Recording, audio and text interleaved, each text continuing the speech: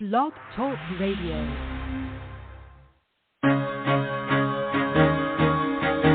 Carol the Coach. Sex, love, and relationships. We talk about it here. Carol the Coach. Compassion with contemporary relevance. I am a psychotherapist. I can be your personal life coach, and I can help you with your issues. There are no problems too small or too big. You can talk about anything. Speaker, columnist, radio TV host, and commentator. Carol the Coach brings messages of wellness and empowerment within reach of everyday people every day. Almost 5 years ago, I lost my soulmate in an accident. He was killed in a plane crash. Life just, for me, has seemed to stop. There are groups all over the city. I teach one. It is a specific way to start thinking so that you shift how you see the world, which then shifts your energy, and then you feel better and you actually see things differently. Carol the Coach. Always available, too, at carolthecoach.com. Now, I've got Russell on the line. I'm 47 years old. I'm a truck driver. I'm married. I have a wife in San Francisco. Okay. I haven't been home in 6 months. My thing is, I don't know if I have a sex addiction or what the problem is.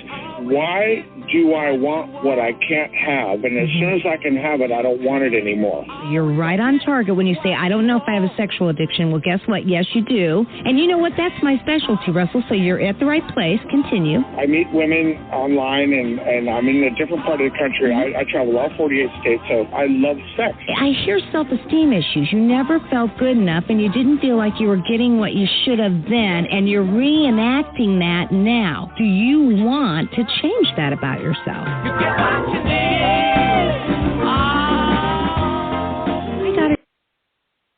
I got an interesting email from a woman who was asking me about boundaries. And I said to myself, what a great topic. Boundaries are some of the toughest, absolutely toughest things to deal with when you're a partner and you're wanting so very badly to put into place something that will make you feel safe. So I got to tell you, I actually have an expert when it comes to boundaries who's joining me this morning. And this is her specialization. I mean, we all, when working with sex addicts and partners, need to know how to navigate boundaries. And certainly there are some gurus in the field. I just really appreciated this woman's take on how boundaries are a set of expectations and limits that we have for ourselves in interaction with other people. So I want to invite Jocelyn Hamsher to the show. She's on right now. She's going to talk a little bit about what got her involved in partner betrayal, partner trauma. And so, Jocelyn, welcome to the show. Thank you. I'm so excited to be on, Carol. I've been recommending clients to you for years. Oh, I love that. Tell me a little bit about how you got involved in this and, why you feel boundaries are so important. Yeah. So, like Carol said, my name is Jocelyn, and I'm a licensed professional counselor. I started my work actually at the Meadows, the treatment center in Arizona, and I worked there for almost a decade. And every week I would lecture on boundaries because that was my assigned one. And I would hear clients say all the time, I wish I would have known this 10, 20 years ago. I would have saved myself a lot of hurt. I would have been able to repair relationships. I would have ended relationships earlier. And then when I moved into private practice, I heard it again. And I just kept hearing, I wish I knew this information sooner, or I wish my sister knew this, or my mother, or my husband, or whoever, so that we could have saved ourselves so much heartache. And so from there, I was like, okay, this is going to become my life mission to teach everyone about boundaries so that we can all learn to be healthier in all aspects of our life, not just with addiction and recovery, but also with our own mental health. I think all of us could use some more education and discussions around boundaries so that we can implement them in every area. So you agree with me that boundaries tends to be one of the most difficult issues between people in general, but certainly when there's sex addiction and partner betrayal, boundaries are so important. And I feel like when a partner has experienced discovery, their brain kind of goes offline. And so thinking through things like boundaries can be especially difficult. And then when I'm working with somebody who's known about this for 10, 15, 20 years, they feel like sometimes their boundaries haven't worked, and so they just kind of throw up their hands and are afraid to pursue them again. So you feel like they're necessary to keep a partner safe. Yes. And what I see so often, especially like if I have a sex addict paired with a love addict, those love addict clients have such a hard time because they're so afraid of being abandoned that they feel like it's not okay to set boundaries, or if I set boundaries, then I'm going to be alone. And so that's really where I work with my clients on. You set a boundary as an act of love for yourself. It's not about controlling or changing the other person. It is all about, this is the way I love myself enough that I'm going to show up well in relationships, and I'm also going to expect that I'm respected in that process. Well, you mentioned love addiction, and I think that love addiction very much looks like betrayal trauma, because there's such uncertainty in the relationship. So let's talk about love addiction for a minute. You said that boundaries are so difficult to sustain and maintain because there's such a fear of abandonment that they're afraid to carry it out. So I love the fact that intentional self-care is at the basis of boundaries, and we really are teaching people at all levels how to take better care of themselves. So can you describe specifically what your definition is for boundaries? And maybe you just did, but give me your definition. So my definition is a set of expectations and limits we have around our interactions with ourselves and others. And the important thing that I always want to stress when talking about boundaries is it's about protecting ourselves, not controlling or manipulating anyone else. So if I set a boundary, I'm making sure that I'm keeping my side of the street clean. I'm not trying to go on the other person's side of the street and change what they're doing. I'm just letting you know what I'm willing to engage in and what I'm not willing to engage in. Got it. So how would one know an area where they may need boundaries in their life? So if you look at your life and as a whole, where are the areas where you have the most pain points? Is it certain relationships or certain discussions in relationships that are hardest for you? Is it in your home life? Where do you have those, house, those are pain points, those are stressful times in my life? And that's probably a good indicator that that's where you need to put some boundaries. Maybe it's boundaries with yourself, and you set boundaries with your time and how much you're willing to take on. Or it may be boundaries that you set with your partner on what you're willing and not willing to engage in. It could be boundaries with your kids, all of the things. Because boundaries don't just apply to relationships. They apply to ourselves, what we engage in, don't engage in, what we're willing to say yes to, and what we say no to. So. Well, that absolutely makes sense. Now, what are some ways that trauma can play a role in boundaries? So, like I said, I was trained in PA's work at the Meadow, so most of my focus comes from childhood trauma, and that's what I look at. And what I see often is a couple different scenarios play out. First, you were taught it's not okay to have wants and needs as that little kid. And so it's not that you're not sharing what your wants and needs are and what you need for boundaries. It's that you have no freaking idea. Because that part of you is so used to taking care of everyone else and making sure everyone else is okay, so you don't know what you need. The other thing I see is where maybe your needs weren't met, or you were told that you're too much or too needy or too whatever. And so you go to the other extreme where I'm going to do it myself or I'm going to go without, but I'm sure as heck not going to communicate what I need in a relationship to anyone else. So very self-protective, but also very dysfunctional. Yeah.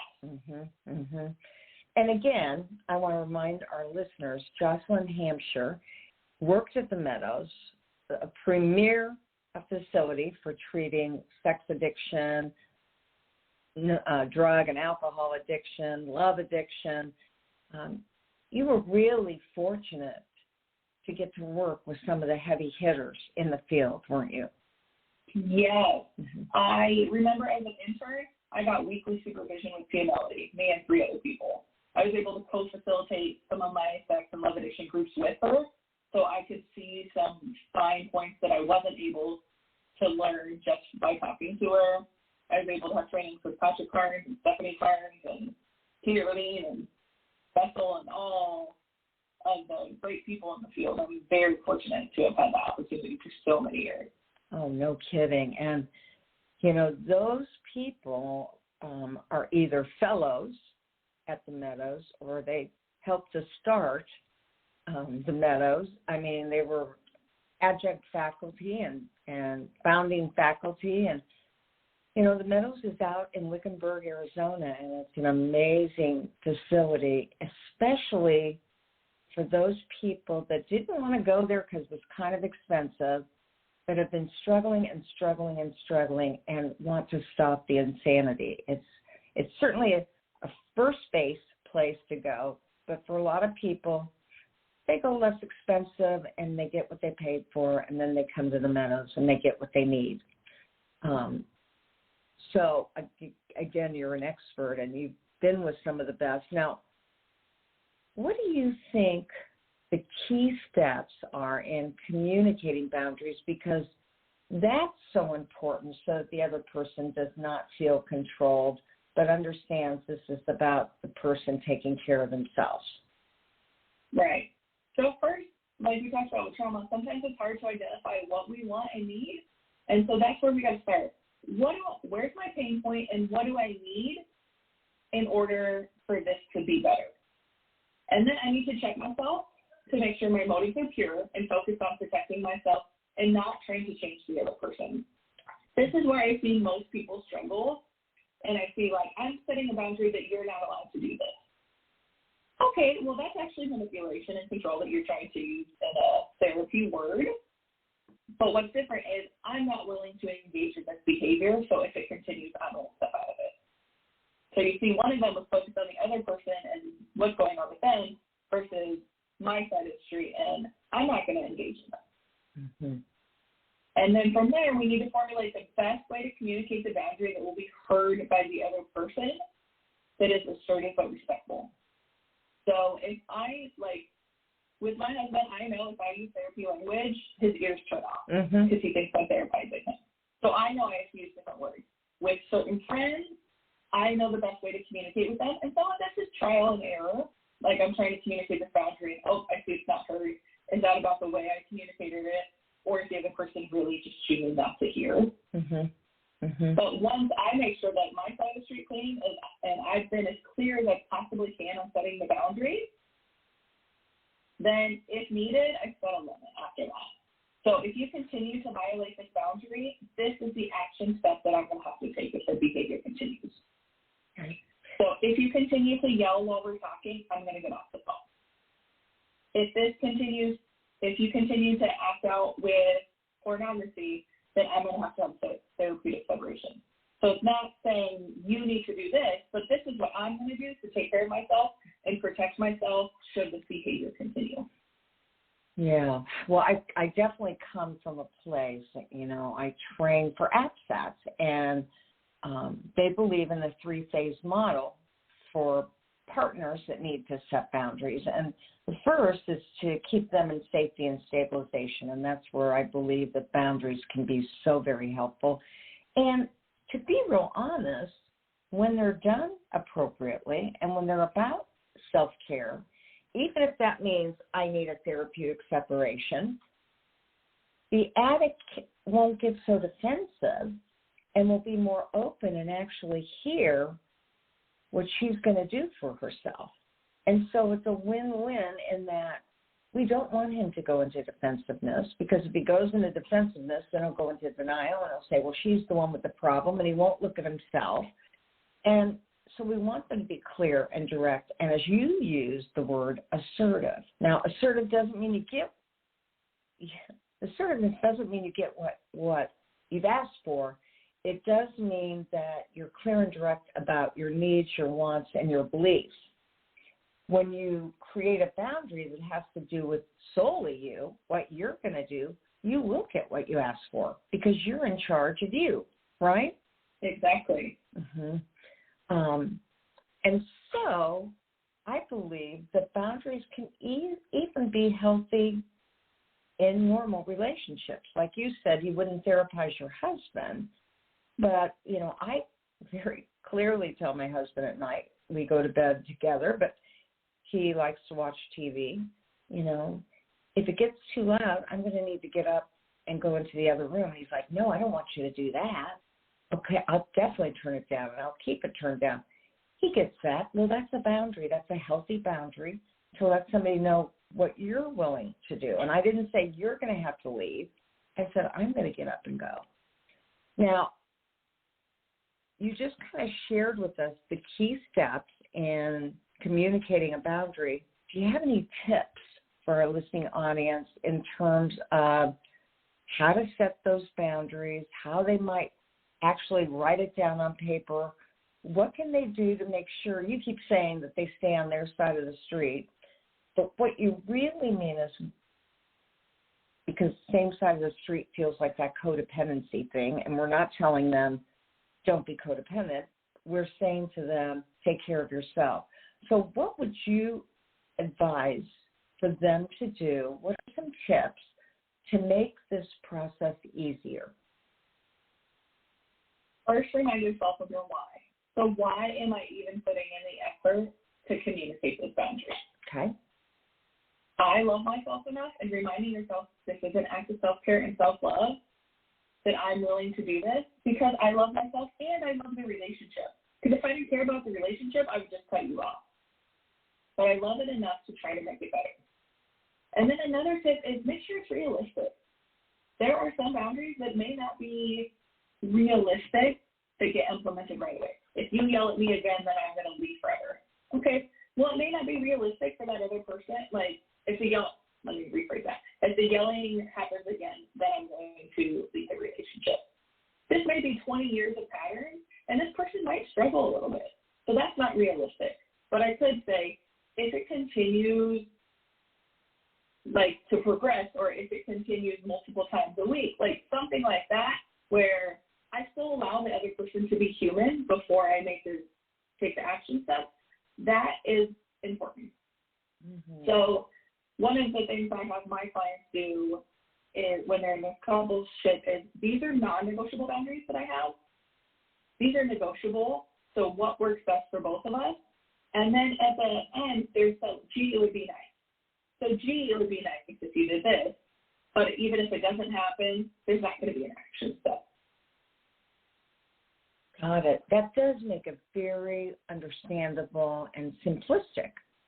And I love the realistic thing, because I'm always talking to my clients saying, you know, don't say you're going to leave unless you're going to leave, because we know from parenting, if a parent makes a threat and they don't carry it out, the child learns there are no boundaries. You know, they can continue to do whatever you were trying to help them not do. Right. So, and then another tip is to remember it's okay for boundaries to change with time and depending on the person. So just because this is a boundary I set in a relationship right now doesn't mean that has to be the forever thing. I know personally I struggle with, like, once I make a change, it's hard for me to remember that doesn't have to be the thing for the next 20 years. I make that a boundary with you now that I can't engage in discussing a certain topic, but maybe when my ego strength is stronger and I've done some trauma work, then I can have that discussion with you. Mm-hmm. And so just keeping in mind that these boundaries don't have to be permanent is really important. Yeah, I like that idea. I don't know if this applies to boundaries, but I just had a couple where they were talking about what were they willing to do for each other. And she said, you know, we've been doing this so well for a couple of years, I don't feel the need to have you polygraphed anymore. And he said, no, I know that you need that. And she said, you know, I don't. I think this is what trust is all about. She says, and if I decide that I do, then we'll have another conversation. And would you be willing to do it if something comes up that really makes me fearful? And he said, of course. And so that fluidity of them negotiating what needed to happen versus what didn't really made the couple even more cohesive, and they felt more connection to each other. Now, what do you do what do you advise if somebody consistently is in relationship with a person that violates boundaries? What do you do? So it depends on the situation and the person, of course, but I would set that action step. If it continues, I'm going to walk out of the room, I'm going to do whatever, and then if, let's say, the person follows you into the next room, then I'm going to get in my car and do this. If it continues, that's a red flag that more work needs to be done, and that's when I recommend you share it in therapy, whether it's in couples therapy, if you're doing your own work but your partner isn't, and processing, okay, is this a deal breaker for my relationship or not? If it's not a deal breaker, okay, what are some ways that I can still honor and protect myself as we navigate this continued boundary violation? Or is this a non-negotiable for me? Is this a non-negotiable boundary that if you continue to violate it, I'm going to have to leave the relationship because this is something that I'm not okay with and I will never be okay with, and it's hurting in a way that practicing my internal boundaries is not enough. You know, I'm reading Trauma Bonding by Dr. Patrick Carnes right now, and I'm so ingrained in working with sex addicts and partners that he was referencing when somebody sets a boundary, and he said it's so important for him or her, in this situation it was a her, to not go back on that. And then he gave the example of a man who says, just let me drink one more time. I just really believe that I can drink moderately, and I want to show you that. Just let me drink. And I thought to myself, there are times when the other person, be it male or female, will do his or her best to get around something that I know is not healthy. And so if I have a spouse who is doing something that I know is not healthy, then that is fair warning that I need to protect myself. Did you run into much of that at the Meadows? Because obviously the Meadows treats so many different types of addictions. Did you find the addicts, no matter whether that was gambling or sex or drugs or alcohol, trying to negotiate with the therapist or with the family to participate in a different way with his or her addiction? I actually am working with some clients right now on that exact issue, where it's, alcohol was a problem for me 10 years ago, but it's not now. So it's not relapsing at this point, it's just moderation. Well, and the partner is like, yeah, I'm not okay with that because I saw what it did to our marriage 10 years ago. And so as an act of love for me, if alcohol is not a problem, why is it an issue if we continue to abstain? And that's often where I call my clients out a lot, is if we're trying to negotiate it, that means it's an issue. Because if it wasn't an issue, if alcohol was not an issue or sex addiction or whatever in your life, then it would be easy to cut it out. But because you're trying to negotiate it, that tells me that it has power over you and that it's an issue. Good point. Touche. And so with this couple, and I know you don't want to violate any confidentiality, but with this couple, you're trying to help them see that if something is an issue, then it is obviously problematic and needs to be addressed. Well, you know, you've given us such good advice about boundaries.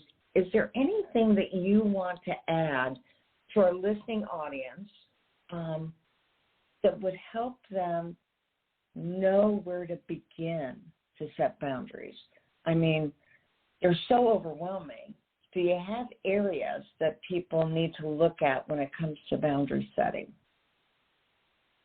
Well, first, I want to mention it's not just boundaries in our relationships with other people. We often need to set boundaries with ourselves. Mm-hmm. So especially if we're in active addiction, then we set boundaries, let's say that it's pornography. We set boundaries to where maybe we don't have the internet on the phone, or we only use our laptop in public areas. Those are boundaries that we take and we set to protect ourselves. Mm-hmm. With partners, I see boundaries of, okay, I'm not going to go what a lot of people call pain shopping. So I'm not going to look through my partner's email or through his phone trying to look for something to validate my fear. Because that's crazy making for me, and it's not healthy. So that's a boundary I'm going to set with myself. Another boundary may be that I set aside an hour a day to focus on my workbook or my homework from my therapist. So it's not always that we need to necessarily communicate the boundary with the other person, but sometimes it's with ourselves. And when we're setting boundaries with ourselves, sometimes it's hard because no one knows and there's no accountability. And that's where a sponsor or a therapist comes in and be like, okay, I'm setting these boundaries with myself, and I need you to check in with me to see how it's going because I'm having a hard time honoring my own boundaries right now. Yeah, so if I understand you correctly, someone who struggles with addiction will set boundaries to protect him or herself from the addiction. You know, I won't take my phone into the bathroom because that's where I acted out, and that could be a trigger for me. Or I won't, I will keep the laptop where everybody can see it because I'm going to be much less likely to be tempted to violate my own boundary. And then with the partner, you're really saying, work on intentional self-care, taking care of yourself in ways that bring serenity, brings calmness, and makes you feel more confident about yourself, even if there's that part of you that still wonders what's going on in his life. What do I need to know? Right. Mm-hmm. Exactly. And that's where, like, let's say I still do have those fears, and that's where I bring them up in couples counseling and say, hey, I'm staying on my side of the street, and I'm not snooping, I'm not doing these things, but there's something going on that I still feel like something's not, like someone's not being honest or something's, I don't know something. So can we have a discussion around that? Is there anything I don't know? Do we need to schedule another exposure as a way of protecting yourself so that you still get what you need and you're doing it in a healthy way instead of as a trauma response? Mm-hmm. Yeah, good point. Now, again, I'm reminding our listening audience that I'm speaking with Jocelyn Hamsher. Is that right, Hamsher? Yeah, Hamsher. Yeah. And you can reach her through her website, which is www.courageouslivingaz.com. And you are in private practice, and they can email you by going to your email address? Yes. And that my email address is mytherapistjocelyn@gmail.com, and Jocelyn is JOCELYN. My private practice also has social media things for Instagram, Facebook, and Pinterest at Courageous Living AZ. Okay, so that's Courageous Living AZ, and again, she's on Instagram, Facebook, and Pinterest. And so, wow, you started as an intern. You're in private practice. You work with couples, individuals. I mainly focus on individuals right now just because I'm strictly telehealth and trying to couples via the internet is a little difficult for me. Mm-hmm. Yeah, you have to get used to it, that's for sure. And, I have so many techniques where they have to face each other, look at each other's left eye, all that stuff that I write and help her heal. And, they'll be on the couch or they'll be in bed. And I'm like, guys, this is not going to work. You've got to set up therapy for me since I can't have you come and set it up for you. So it is challenging. I so appreciate you talking about such a hard subject. You'd recommend Pia Melody her books on boundary setting. Any other books you'd recommend? So I love Facing Codependency and Facing Love Addiction. I also developed my own self-paced boundaries course that you can get on my website that is geared towards women and is all about setting boundaries. So it also has you exploring your trauma and how you got set up to some of the boundary issues that you have now, what it looks like to communicate the boundaries. There's like 6 or 7 different boundary prompts so that you can start writing out your own boundaries and what they may look like, how to make sure your side of the street is clean, all of the things that we've talked about today, just more in depth, so that you can really get a solid foundation on setting boundaries in every area of your life. Okay, so you have this online course, and that's on boundary setting. And again, that's at www.courageouslivingaz. Thank you so much. I'm going to go look at that course so that I can make some referrals to it. I mean, we really need more help with boundaries, so I really appreciate your wisdom today. Yes, and if you use the code boundaries, you can get $100 off. Oh, very good. So that's boundaries, and that's Boundaries. Yes. Okay. Fantastic. Well, thank you, Jocelyn. You've been great, and we'll talk soon. Yes, thank you, Carol. Okay. All right, that was Jocelyn Hamsher, and she is an expert in boundaries. I would highly recommend that you take her course, and you can go to www.courageouslivingaz.com and check it out there. Remember, write out boundaries, and you'll get $100 off the course. Well, thanks for being with us today, and I look forward to talking with you further. I am, this week, so excited, so jazzed to be doing ERCM, and that stands for Early Recovery Couples Work, empathy work. Let's try it again. And ERCM is a new technique to teach clinicians and coaches how to really implement empathy in their early couples recovery work with sex addicts and partners. So if you're a coach or a counselor listening, ACT is sponsoring me for the next year, and I would love for you to be a part of that. And you can go to their website, look for Dr. Jake Porter and myself. We're facilitating together. And for all my peeps out there that are addicts and partners, we are working on educating clinicians and coaches so that they know how to best work with you. All right, I'll see you next week. And as I always say, there will only be one of you at all times, so fearlessly have the courage to be yourself. We'll talk soon. We'll talk next week.